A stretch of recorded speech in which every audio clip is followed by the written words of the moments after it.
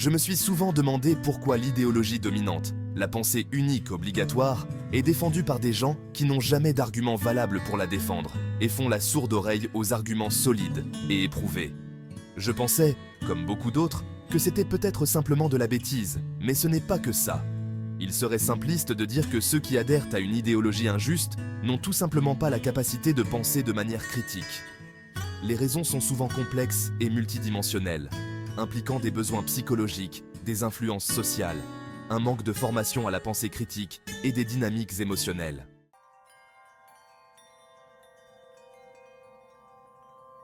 Une idéologie, c'est un ensemble de croyances ou de doctrines qui unit les gens autour d'une cause commune, qui peut aussi devenir dangereuse. Idéologie, ça veut dire défendre une cause coûte que coûte, même si elle n'est pas juste.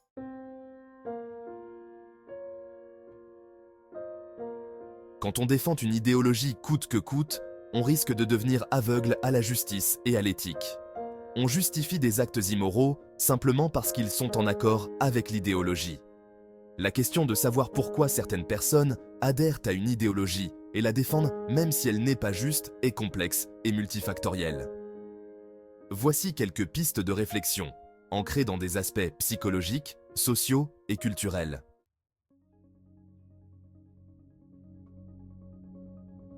D'abord, l'aspect psychologie sociale. L'être humain a un besoin fondamental d'appartenance. Adhérer à une idéologie peut procurer un sentiment de communauté et d'identité partagée. Ensuite, le conformisme. Au sein d'un groupe, les individus peuvent conformer leurs opinions et comportements à ceux du groupe pour maintenir leur appartenance et éviter l'ostracisme.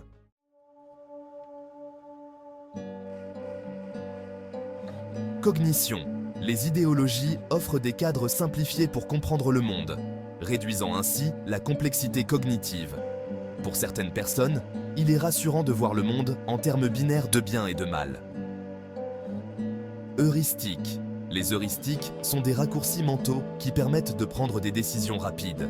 Les idéologies fournissent des heuristiques prêtes à l'emploi pour juger des situations.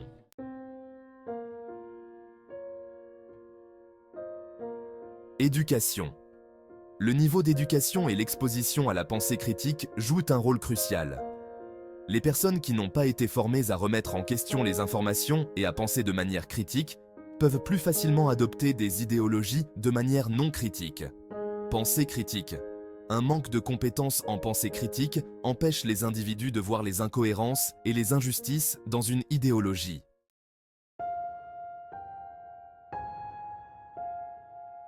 Émotion. Les idéologies peuvent être émotionnellement satisfaisantes. Elles peuvent offrir un sentiment de sécurité, de justice ou de revanche. Identité. Émotionnelle. Les individus peuvent se sentir émotionnellement investis dans une idéologie, la considérant comme une partie intégrante de leur identité personnelle.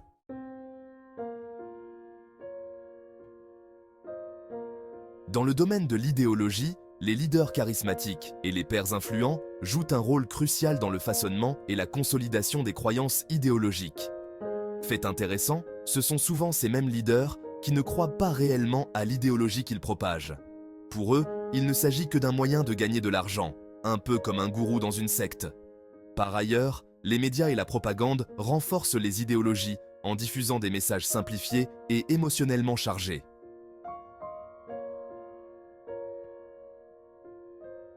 Le dogmatisme idéologique représente un ensemble de croyances rigides et inébranlables, souvent imposées par une autorité ou un groupe.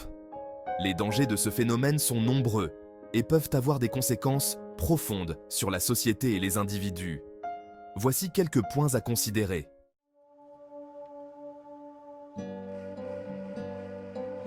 Le dogmatisme idéologique tend à étouffer la pensée critique. En imposant une vision unique du monde et en rejetant toute idée contraire, il empêche les individus de poser des questions, de penser par eux-mêmes et d'analyser l'information de manière objective. Cela limite la capacité des gens à prendre des décisions éclairées et à résoudre les problèmes de manière créative.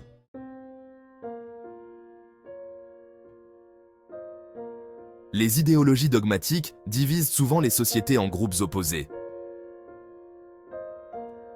En créant une mentalité de « nous contre eux », elle renforce les conflits sociaux et politiques. Cette polarisation peut entraîner une augmentation des tensions, de la violence et une incapacité à trouver un terrain d'entente ou des solutions aux problèmes sociaux.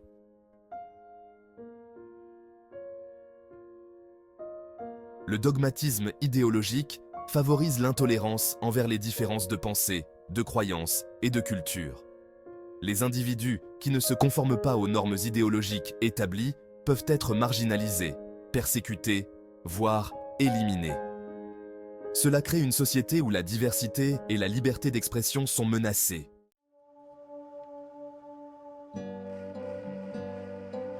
Une idéologie dogmatique est souvent résistante au changement.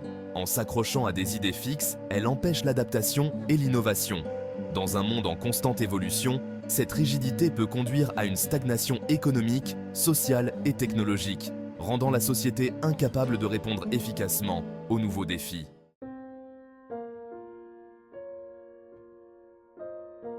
Les régimes et les mouvements idéologiquement dogmatiques utilisent souvent la propagande pour manipuler les masses. En contrôlant les informations et en diffusant des messages biaisés, ils façonnent les perceptions et les croyances des gens. Cette manipulation entrave la capacité des individus à accéder à des informations diversifiées et véridiques, cruciales pour une démocratie saine.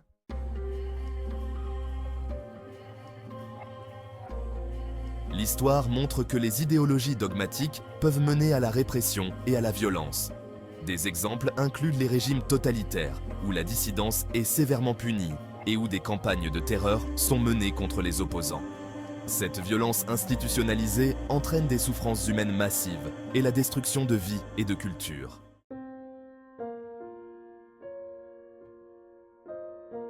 Les deux approches, relativisme versus absolutisme, présentent des dangers potentiels, mais dans des directions opposées. L'absolutisme idéologique tend à être exclusif et oppressif, imposant des croyances sans égard à la justice, tandis que le relativisme mène à une fragmentation morale et à une indécision paralysante.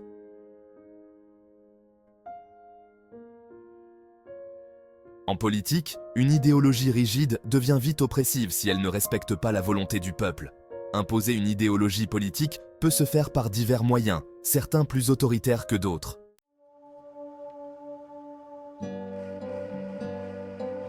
Utiliser le pouvoir législatif pour adopter des lois qui reflètent et imposent l'idéologie du parti ou du leader en place est une pratique courante.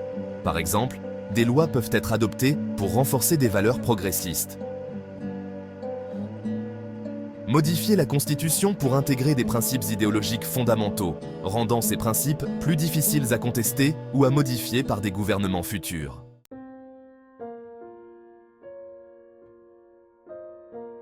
Utiliser les médias pour diffuser des messages qui renforcent l'idéologie du gouvernement peut inclure la manipulation de l'information, la diffusion de fausses nouvelles ou l'utilisation de campagnes de désinformation.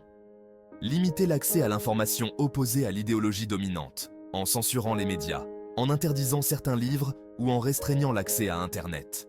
Nationaliser ou contrôler les médias privés pour s'assurer qu'ils diffusent des messages favorables à l'idéologie en place.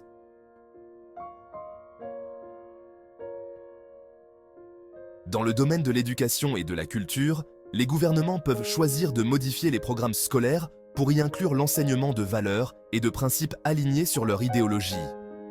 Cela peut inclure la réécriture des manuels d'histoire pour favoriser une perspective particulière.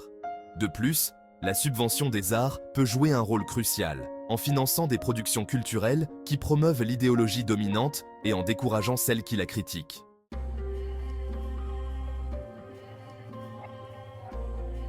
Passons à des méthodes de contrôle plus directes. La criminalisation de la dissidence implique l'adoption de lois qui pénalisent la critique du gouvernement ou de son idéologie. Cela peut inclure l'imposition de peines de prison aux opposants politiques. Le recours à la force par les forces de l'ordre pour réprimer les manifestations et les mouvements d'opposition est une autre tactique, qui peut impliquer des arrestations arbitraires, des brutalités policières et l'intimidation des opposants. De plus, la mise en place de systèmes de surveillance de masse pour surveiller et contrôler les opposants politiques et les dissidents marque une escalade significative des mesures répressives.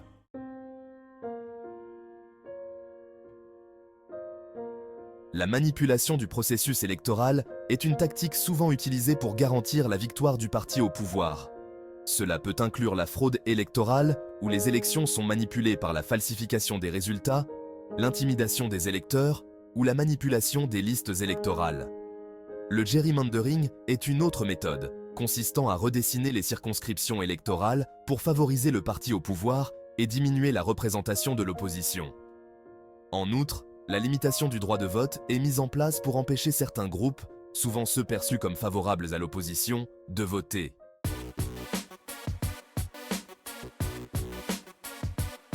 Les coalitions et alliances sont des stratégies cruciales dans le paysage politique.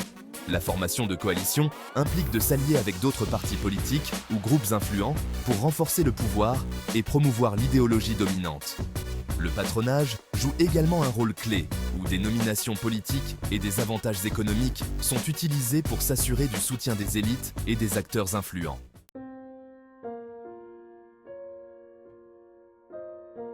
La répression économique est une autre facette de la manipulation politique. Le contrôle des ressources économiques permet de favoriser les entreprises et les individus loyaux au régime et de pénaliser ceux qui s'y opposent. Les sanctions économiques sont également utilisées comme un outil pour imposer des pressions sur les régions ou les groupes qui ne soutiennent pas l'idéologie dominante.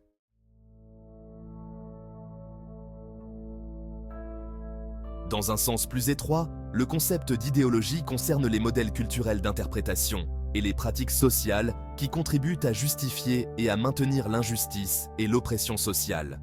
Pour faire taire toute opposition, déjà dans les années 1950, le mot complotiste a été inventé comme seule et unique réponse à ceux qui posent des questions justifiées et dont l'idéologie n'a pas de réponse. En fin de compte, une idéologie peut être une force pour le bien, mais seulement si elle est guidée par la justice et l'éthique. Restons ouverts, critiques et prêts à dialoguer pour construire un monde meilleur.